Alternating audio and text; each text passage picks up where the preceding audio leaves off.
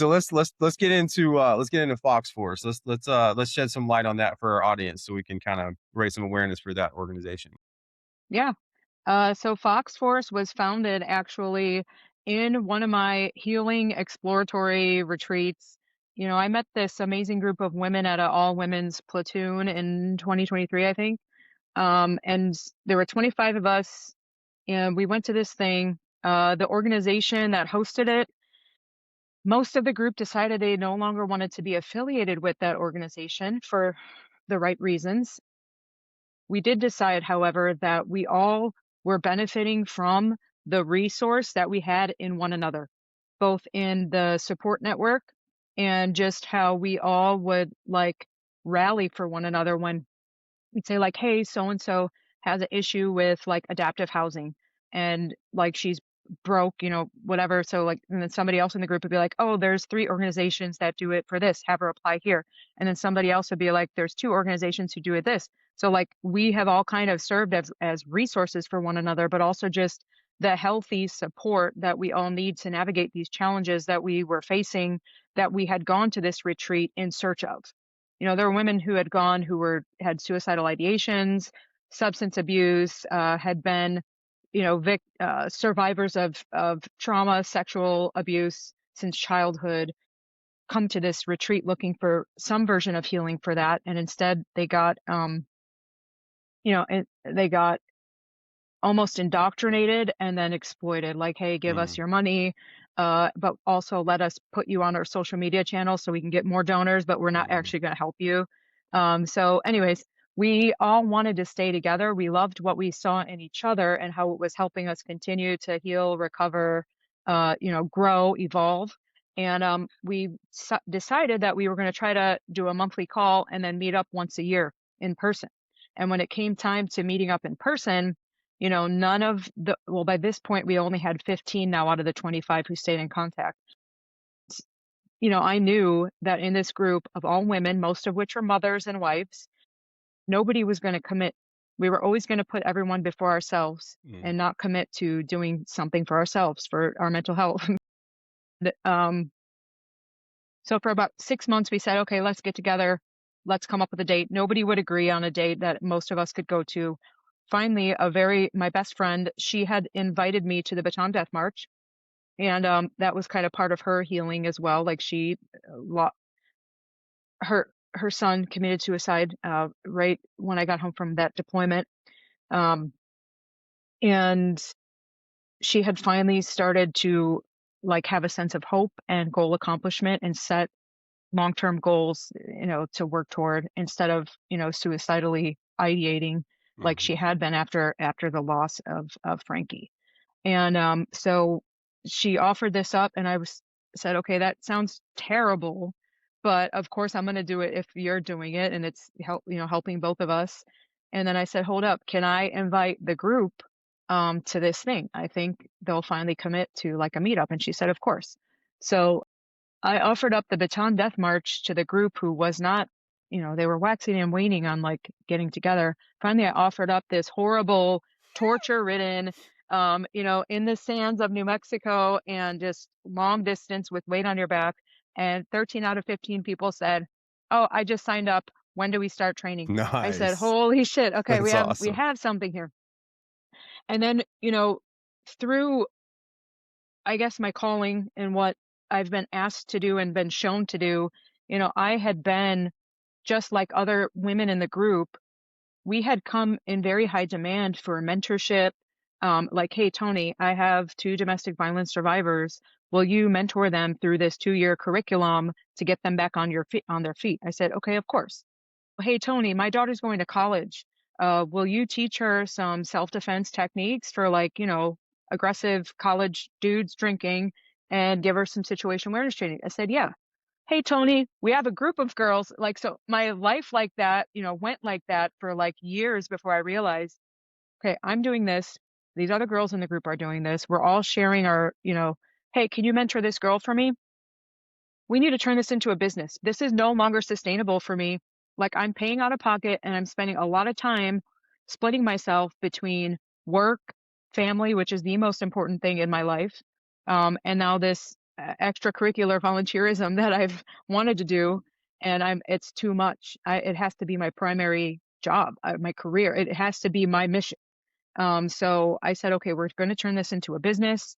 What say you all in the group? And they said, of course, yeah, let's turn it into a business. And then when it came time to actually turn it into a business, it was Tony turning it into a business and everybody's supporting, but like it's a lot to ask of people. So um most of the girls have stayed on board in some capacity, whether as a mentor, a participant in our annual hardship goals. So like the idea started with the Baton Death March. You just said, okay, for sure, one of our fundamental missions is an annual hardship goal where we work really hard, we train, and then we coach and mentor people through the process of achieving that goal. And so after Baton in 2025 went so very well, shortly after that in June of 2025 jumped into Normandy for D-Day.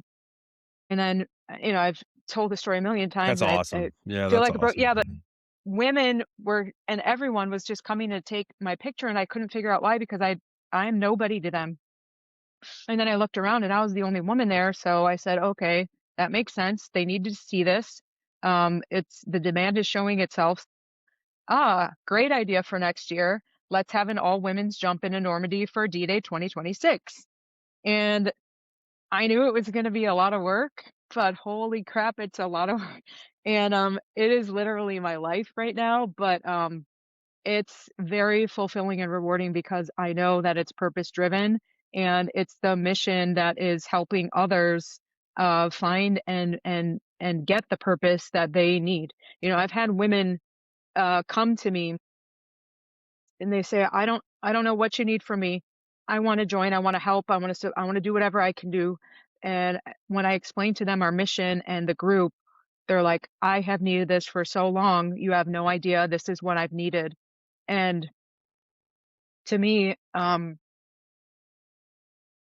that's like so fulfilling and rewarding to hear that we are giving others the we're filling the void that they've needed for so long in their lives. And I think if something like this existed for me, for my best friends, for my family, my sister, my cousins, even my mom, like coming up in their lives, they might not have had such hardships or extreme challenges, or at least, maybe they would have navigated them much more smoothly with the right support network, mentorship, coaching.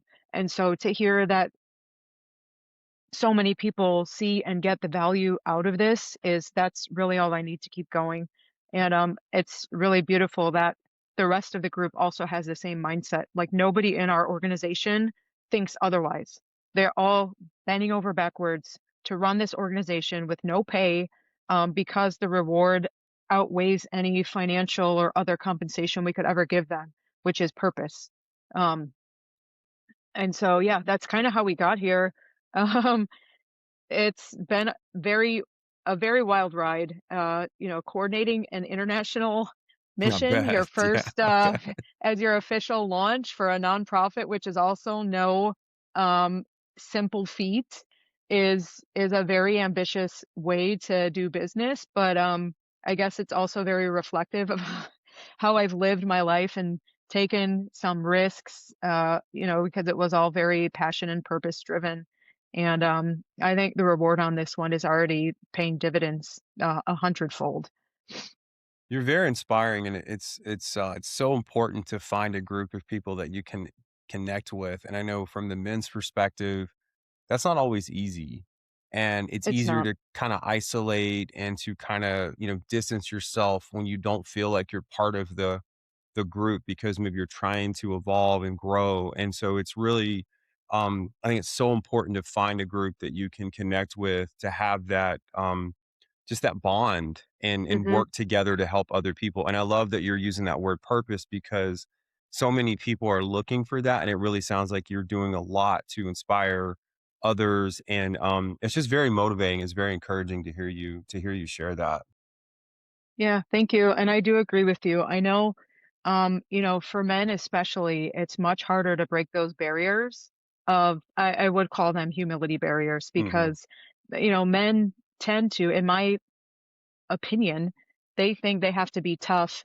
I think a lot of times the definition of masculinity is skewed to where it's often portrayed as if you can't be emotional or expressive or communicative and still be masculine.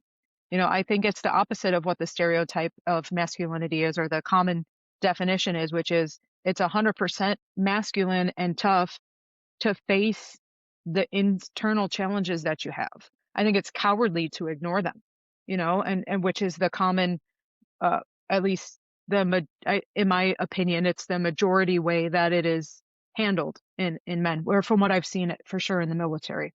No, you're right. Um, You're right 100%. Yeah. And so it and to tie into like, men's health, men's mental health, I think for every man in this world was definitely brought in by a woman. And if we arm the women with the right tools to at least, while the man is you're in utero, like know what's good for the child, but then also if that child is lucky enough to have the mother still in their lives, especially in the formative years, like it's so crucial to arm the women with the tools they need to raise healthy masculine men. Mhm. Um, One of our core values is healthy femininity, and it's kind of a play on toxic masculinity because I hate how overused that is. Yeah. And I also there's a counter to toxic masculinity, or I should say a parallel, and it's toxic femininity. And a lot of the women's, not a lot, but a lot of what we see in the media, in my opinion, is a demonstration of toxic femininity, and we absolutely don't want to be that. So we didn't want to be correlated to the toxic femininity, the screaming, and everything's misogyny. That's not what we are. We want to raise and or to develop healthy women. That's Mhm. it, That's a really and good do it in a point. healthy way. Yeah, and that's a really good point because I mean, I have a 7-year-old son, and, even his generation looks at, um, mental health as weak, and, he and I have had some really heart-to-heart conversations because even at that age, at this day and age, they're seeing it, and, he told me, and I'll share this real brief, so I'm divorced, and his, mother's dog passed away, and he told me that he was sad, but he didn't wanna cry in front of me because he thought I would laugh, and I told him, I Oh, said, "Buddy, I've cried on podcasts." And he goes, "No way." I'm like, "Yeah." I said, "It takes more strength. You wanna do it in a group that are people you trust." I said, "I wouldn't recommend doing it, like, on the playground in front of your buddies, but, like, it get around like me, I'm your dad, and I'm gonna love you no matter what." And so I had to kinda reframe his mindset to, you can still be tough, you can still be, that crazy little boy, but you can have a sensitive emotional side and not just have to be, strong by being angry or being silent. And so it was an awakening for me as a parent because you would think this day and age the younger generation would see things different, but it's still ingrained in them, at least here in the South. And so yeah, what you said is I like the femininity part because we do need to reframe what masculinity is. Be kind, loving, and gentle, but then be able to turn it on when you need to. And I think 100%. that'll help a lot more in this generation coming up that want to go into whether it's the military or first responder, and they can start learning, okay, I can still be a badass, but I can have that human emotional side and I'm not weak and I can still perform my job. But then when I come home to my family, I can be kind, loving, and gentle. And it's a learned process because I can relate to some of the stuff you're saying. I didn't grow up like that. I mean, I didn't see Yeah. that, so it's like Yeah. it's Same. a new thing. I mean, Same. but but it's important. It's very, very important. Well, how can our viewers and listeners help with your event that's coming up through Fox Force? Like